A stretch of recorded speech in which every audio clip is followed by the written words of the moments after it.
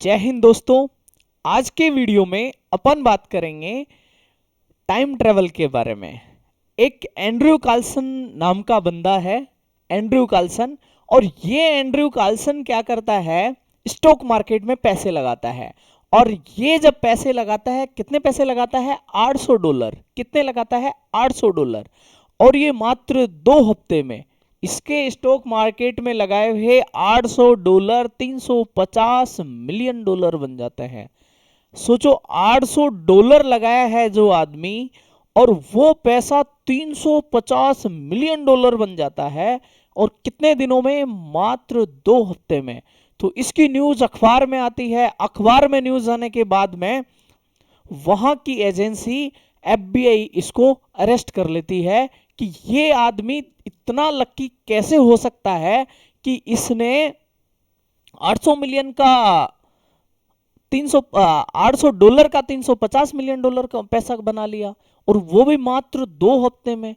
ये तो चमत्कार जैसा ही है। फिर आदमी को काम करने की जरूरत ही क्या है? ऐसे पैसे इन्वेस्ट करो और कमाओ, कुछ जरूरत ही नहीं है। और पैसे भी $350 मिलियन। तो इन भाई साहब को अरेस्ट कर लिया जाता है एफबीआई द्वारा। एफबीआई कहती है कि भाई साहब ये क्या है, सही ना, $800 से $350 मिलियन की मैंने इन्वेस्ट किए हैं। वो कहता है कि मैं टाइम ट्रेवलर हूं।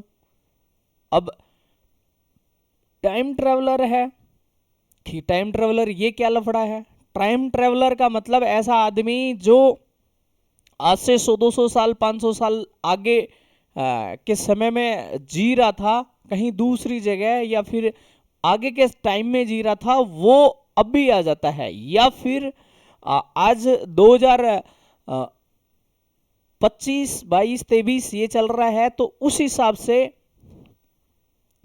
ये बंदा कहता है कि मैं 1700 ईस्वी का हूं, तो 1700 ईस्वी चल रहा है मेरे, मैं उस समय का हूं। तो ये इस तरह से जो आगे टाइम के आगे पीछे जाकर बताता है, उसको टाइम ट्रेवलर बोलते हैं। और ये भाई साहब कह देते हैं कि मैं तो टाइम ट्रेवलर हूं, और आज से 150-200 साल बाद का मैं आया हूं, 2300 साल पहले से आया हूं। अभी तो 2023 चल रहा है, और मैं उससे पहले के आया हूँ। ये 2006 की घटना है, 2006 चल रहा है, और मैं 2300 ईस्वी से आया हूँ। तो आप मेरे को सारा पता है कि कौन सा स्टॉक मार्केट कब बढ़ने वाला है, कब घटने वाला है। तो जो बहुत बेहतरीन बढ़ने वाले थे, उन्हीं में मैंने इन्वेस्ट किया है।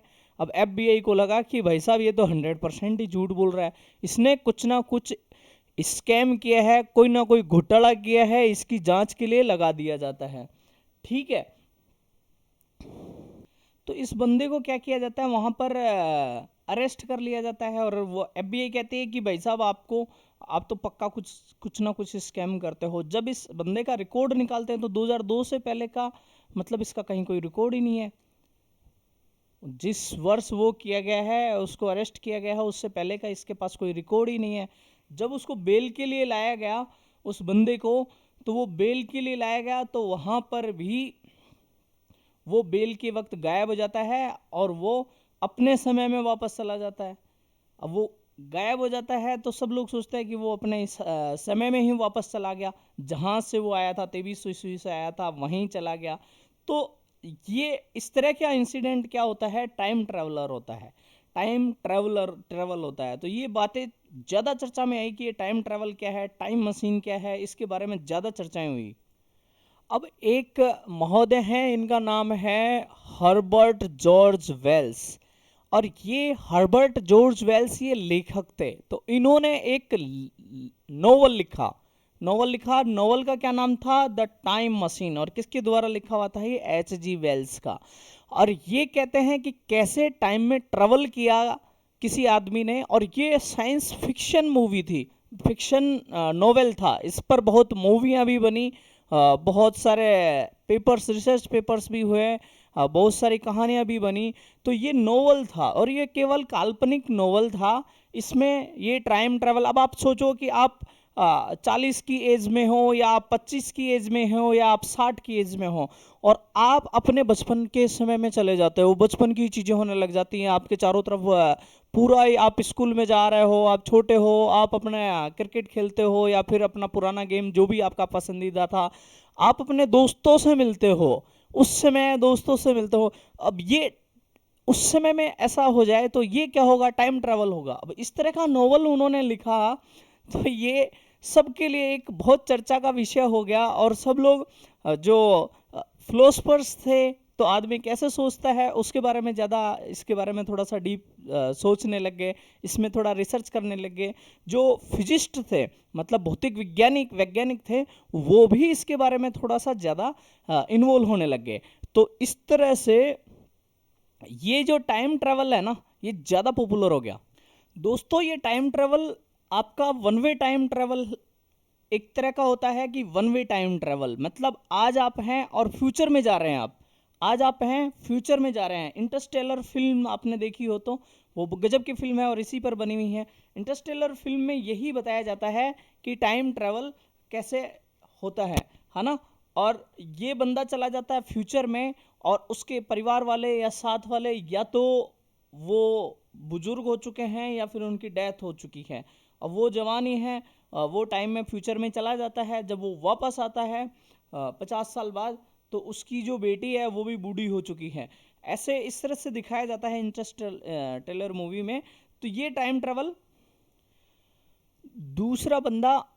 दूसरा तरीका होता है इंस्टेनियस टाइम जंपिंग। आज किसी टाइम में है और वो तुरंत इंस्टेंट 500 साल आगे चला जाता है, या फिर इंस्टेंट वो पीछे आ जाता है। इसको इंस्टेंट टाइम जंपिंग बोलते हैं। 100 साल अभी आज की इस 2023 24 25 की एज में है, इसमें है, और अचानक से वो 1950 में चला जाता है, 1700 में चला जाता है। तो इसको बोलते हैं इंस्टेंट टाइम जंपिंग, तुरंत की तुरंत टाइम जंप कर जाता है। और तीसरा तरीका है कि टाइम एक जगह खड़ा है और दूसरा टाइम है जो ट्रेवल कर रहा है। मतलब अभी इंस्टेंट खड़ा हो गया, 2023 है, 2024 है, 2024 चले जा रहा है, चले जा रहा है, चले जा रहा है, 2024, और बाकी आसपास का जो सराउंडिंग है उसका, और उसका समय आगे धीरे धीरे जाते 2050 आ गया, 2100 आ गया, इस तरह से हो रहा है। जबकि ये वाला समय बिल्कुल इंस्टेंट चल रहा है। तो इस तरह से होता है तीसरा तरीका। दोस्तों ये है आइजैक न्यूटन साहब, और ये कहते हैं कि टाइम एक कांस्टेंट चीज है। आप यहाँ किसी समय पर चल रहे हो, यहाँ पर हो, और आप कहीं दूसरी जगह जा रहे हो, या फिर दूसरे कहीं एरोप्लेन में जा रहे हो, कोई स्पेस क्राफ्ट में जा रहे हो, या किसी बृहस्पति पर जा रहे हो, कहीं पर जा रहे हो, तो टाइम कांस्टेंट चीज है। यहाँ जो टाइम हो रहा होगा वहीं वो टाइम हो रहा होगा। तो टाइम बदलता नहीं है। लेकिन आइंस्टाइन महोदय ने बदल दिया कि नहीं भाई साहब, आपकी चीज ये गलत है, आप जो कह रहे हो ये गलत है। टाइम नदी के पानी की तरह है, जिसकी स्पीड कभी तो बह जाती है ज़्यादा और कभी कम हो जाती है। तो ये ग्रेविटेशन फोर्स की वजह से और स्पीड की वजह से ये डायलेक्ट हो जाता है। तो टाइम डायलेशन की जो थ्योरी इन्होंने दी थी, उसमें टाइम थोड़ा सा डिफरेंट हो गया था। अब इसको एक एग्जांपल से समझते हैं। यहाँ से दो घड़ियां लेकर एक घड़ी, दो घड़ियां सेम टाइम पे चलने वाली घड़ियां लगाते हैं। एक घड़ी को यहाँ रखते हैं, दूसरी घड़ी को स्पेस में लेकर जाते हैं, स्पेस में या एयरक्राफ्ट से लेके जाते हैं, और धरती का पूरा गोल चक्कर लगाकर वापस आते हैं। अब वापस उन दोनों घड़ियों को अगर अपन देखेंगे, तो एक घड़ी है जो स्पेस का, इस अपने धरती का पूरा चक्कर लगाकर आई है एरोप्लेन से, स्पेस क्राफ्ट से। वो इस घड़ी की तुलना में कुछ नैनो सेकंड वो कम होगी, पीछे होगी। मतलब ऐसे वेरिएशन नहीं होगा कि इसका बहुत बड़ा वेरिएशन हो जाएगा, लेकिन 1 सेकंड से कम समय का, जैसे 24 घंटे में चक्कर लगा के आ रही है ना, तो 24 घंटे के बाद में उसमें कुछ नैनो सेकंड, 1 सेकंड का कुछ पार्ट जो है ना, वो घड़ी स्पेस में जो चक्कर लगा के आई है वो कम होगी। और वो कैसे होता है? ग्रेविटेशन फोर्स की वजह से होता है। ग्रेविटेशन फोर्स की वजह से होता है कि भाई किसी का ग्रेविटेशन फोर्स ज्यादा है तो उसका फ्लो उधर ही रहेगा, और जिसका ग्रेविटेशन फोर्स कम है उसका फ्लो थोड़ा अलग रहेगा। और ये थोड़ी सी कॉम्प्लेक्स थ्योरी है। इसको समझने के लिए कर्वेचर का यूज किया जाता है, और ये सब अपन ये नहीं देखेंगे, लेकिन अपन ये समझ सकते हैं कि टाइम ट्रेवल के लिए ये टाइम डायलेशन वाली चीज होती है। अब अपन दो घड़ियों का कंपैरिजन करके एक उदाहरण लेते हैं। तो जो ये एरोप्लेन से जो घड़ी गई थी ना वो फास्टर है, वो स्लोअर है ना। और जो यहाँ पर है उसमें टाइम थोड़ा फास्ट है, इसमें 18 ये हो गया, कुछ नैनो सेकंड का वेरिएशन इसमें आ जाता है। और ये घड़ी थोड़ा सा स्लोअर है, जो एरोप्लेन में गई थी घड़ी वो थोड़ा स्लोअर है। अब 1971 में एक एक्सपेरिमेंट किया गया, हैफले कीटिंग एक्सपेरिमेंट इसको बोला गया। इसमें भी सेम घटना हुई। क्या हुआ? अब एरोप्लेन में आप बैठे हैं और वहां घड़ी लगी हुई है तो आपको ऐसा फील नहीं होगा कि ये स्लो चल रही है। लेकिन आप यहां बैठ के घड़ी को देख रहे हैं और यहां से वो चल रही है, तो आप उस दूसरी वाली घड़ी से कंपेयर करके उस घड़ी को देखते हैं, एरोप्लेन वाली घड़ी को नीचे बैठकर देखते हैं, तो ये वाली घड़ी एरोप्लेन वाली स्लोअर चलती है। इसको हाफले कीटिंग एक्सपेरिमेंट कहा गया था। और ये पॉसिबल है, ये चीज पॉसिबल है, ऐसा नहीं है कि ये पॉसिबल नहीं है, ये सब पॉसिबल है। अब सपोज करो आपको ऐसे स्पेस क्राफ्ट में बैठा दिया जाता है, जो स्पेस क्राफ्ट ऐसी गति से चलता है कि जो लाइट है ना, लाइट की स्पीड से चलता है। तो हमारे ये इमेज जो है दिखती है, यहां से लाइट की स्पीड से अगर आप जाएंगे और सपोज करो आप 10 साल तक लाइट की स्पीड से ट्रेवल करके वापस धरती पर आते हो, तो आप तो 10 साल का टाइम ट्रेवल करके आए हो, लेकिन धरती पर वो टाइम केवल 9 साल का होगा। तो ये रिलेटिविटी का जो टाइम है ये इस तरह से कम होगा। और इसको प्रूव कर दिया गया आइंस्टीन के टाइम डायलेक्शन की तरह, इसको प्रूव कर दिया गया आइंस्टीन के टाइम डायलेक्शन की तरह। इसका मतलब ये रहा कि आप फ्यूचर में भी ट्रेवल कर सकते हो और पास्ट में भी ट्रेवल कर सकते हो। आपको चाहिए बहुत ही तेज स्पीड वाले एयरक्राफ्ट चाहिए। लाइट की स्पीड कितनी होती है? 8 मिनट में सूरज इतना करोड़ों किलोमीटर दूर है, वहां से धरती पर लाइट आ जाती है 8 मिनट में। तो इससे ज्यादा स्पीड होगी ना, तभी ही आप दूसरी चीजों को ये टाइम डायलेक्शन का अनुभव कर पाएंगे और तभी चीजों को समझ पाएंगे। हो सकता है दुनिया में ऐसी चीजें भी हों जो हजारों साल का आगे पीछे का भी चल रहा हो उनका, कोई दूसरी दुनिया इस तरह की भी हो सकती है जहां ये सारा चल रहा हो। दोस्तों ये टाइम डायलेक्शन जो हो रहा है ये ट्रैवल से तो होएगा। ऐसे एयरक्राफ्ट अगर बनाएंगे कि वो बहुत तेज चलेंगे तो उससे तो होगा ही। इसके अलावा ग्रेविटेशन फोर्स से भी होगा। ये धरती का ग्रेविटेशन फोर्स इस तरह से है 9.8 कुछ करके ये है, और इसका जुपिटर का है 24 करके कुछ ऐसे है, और 274 करके ये सन का है। तो इनके ग्रेविटेशन फोर्स में टाइम, जैसे नदी का बहाव कम हो जाता है, जिसका ग्रेविटेशन फोर्स ज़्यादा होगा वहाँ टाइम का बहाव कम हो जाता है। एक बार के लिए सोचो कि ग्रेविटेशन फोर्स की वजह से कोई चीज़ इधर से आती है, इसको बहुत साधारण से उससे अपन समझते हैं कि धरती पे ग्रेविटेशन फोर्स इतना है कि 100 किलोमीटर से ऊपर कोई चीज़, ऊपर से कोई चीज़ गिर रही है तो वो ग्रेविटेशन फोर्स कम होने की वजह से इतनी तेज स्पीड से नहीं आएगी जितना तेज स्पीड से जुपिटर पे आएगी, क्योंकि उसका ग्रेविटेशन फोर्स बहुत ज्यादा है। तो जितने 3 सेकंड में मान लो 100 किलोमीटर से आती है तो वो वहां एक 3 सेकंड से कुछ नैनो सेकंड कम में ही आ जाएगी, और सन पे तो वो और जल्दी आ जाएगी।